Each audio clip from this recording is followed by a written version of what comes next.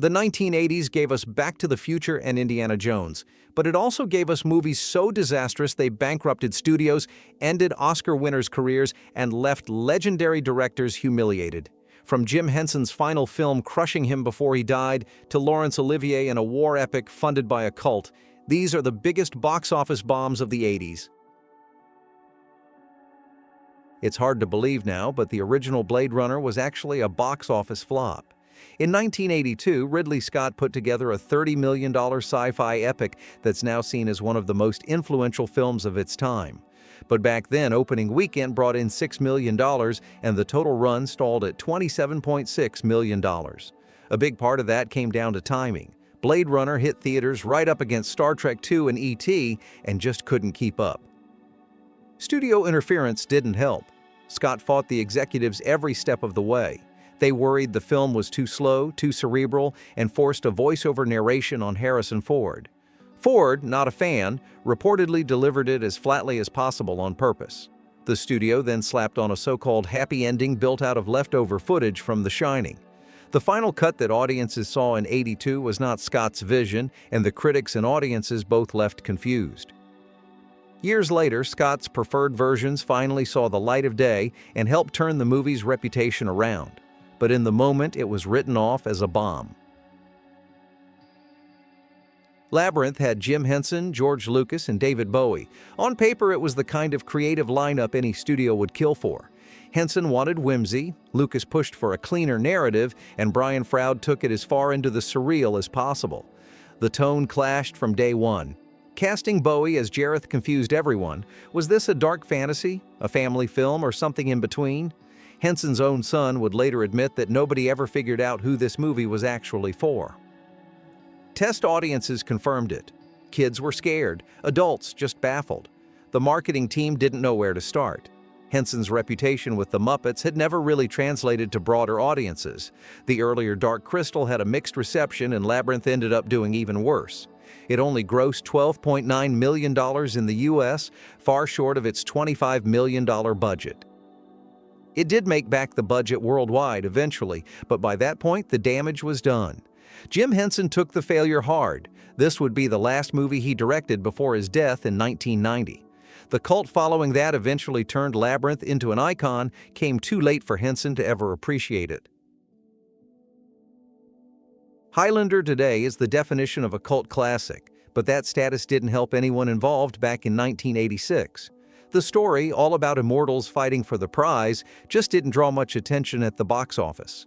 U.S. return stalled at $5.9 million on a $19 million budget, and the worldwide numbers only climbed to $12.8 million. Production was rocky from the start. Russell Mulcahy and Christopher Lambert clashed over language and direction. Lambert barely spoke English, and Mulcahy was making things up as he went along. Ambitious effects and elaborate sword fights stretched the budget, but Cannon Films still hacked the U.S. cut to pieces, leaving a jumbled mess. International audiences got a more coherent version, but by then the word was out. The movie found its audience years later on home video and eventually led to a 6-season TV series and a string of terrible sequels. Still, in the 80s, Highlander's box office failure was glaring. This one stands as one of the most expensive lessons Hollywood ever learned about chasing trends. After Star Wars, every studio wanted its own sci-fi fantasy hit, and Columbia put everything behind this movie. The idea was to blend swords, sorcery, and space adventure, but the film never settled on a tone or genre. Peter Yates, better known for Bullitt, was a strange fit from the start, and it showed. His disinterest crept into every stage of production. Disasters on set didn't help. Lavish Pinewood studio sets were damaged by fire, forcing delays and expensive reshoots. The script was all over the place, and Columbia just gave up when it came to promotion. The film hit theaters with almost no support and died on arrival. The film's worldwide losses, over $33 million, were enough to stall producer Ron Silverman's career. Terry Gilliam knows a thing or two about box office flops, but The Adventures of Baron Munchausen takes it to a new level. Production was chaos from the beginning. Gilliam fought Columbia Pictures for control, wanting to create a real spectacle, while the studio wanted something they could actually sell. Then, partway through, a new regime came in. one that couldn't stand Gilliam or his previous work. Suddenly, the support dried up. Despite spending $46.7 million, Columbia barely released the film at all. It showed up in just 117 theaters across the U.S., which is barely anything for a movie of that scale. The cast felt it too.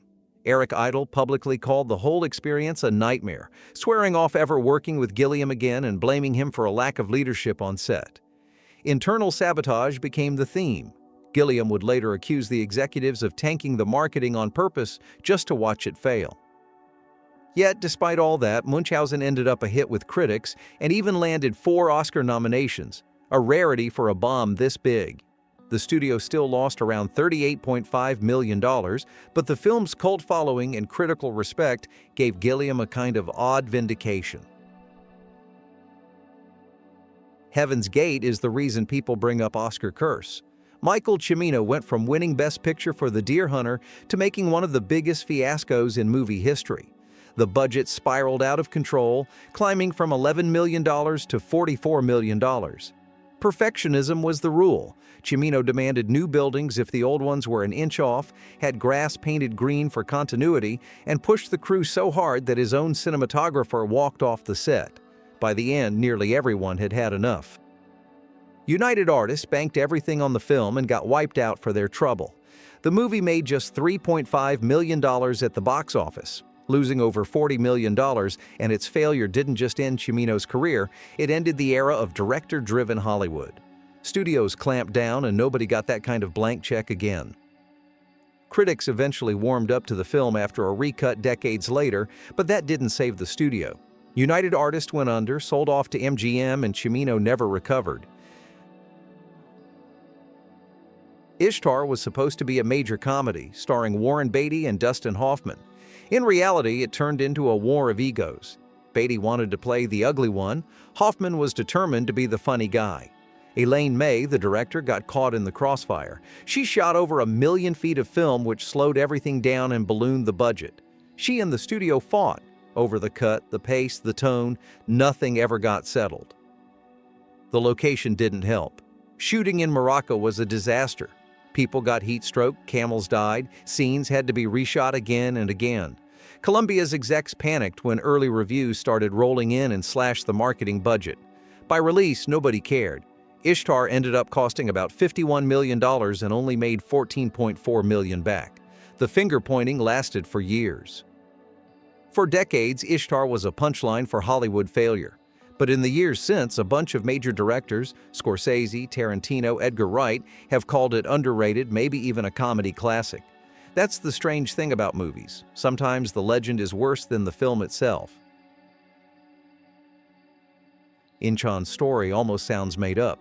Directed by Terrence Young, it was supposed to be the big, epic story of the Korean War's turning point. Instead, it turned into the biggest bomb of the 80s, at least if you're not adjusting for inflation. The budget hit $46 million, with over $30 million coming from the Unification Church. Most of the cast and crew had no idea. Laurence Olivier, who took the role for the paycheck, was in failing health and barely able to perform. He later said he hoped nobody would ever see the movie.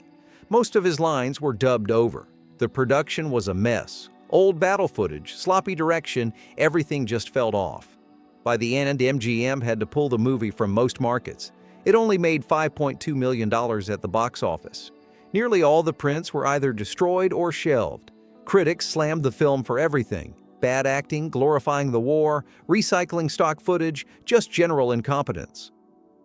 This one didn't just bomb, it disappeared. Studios don't even joke about Inchon.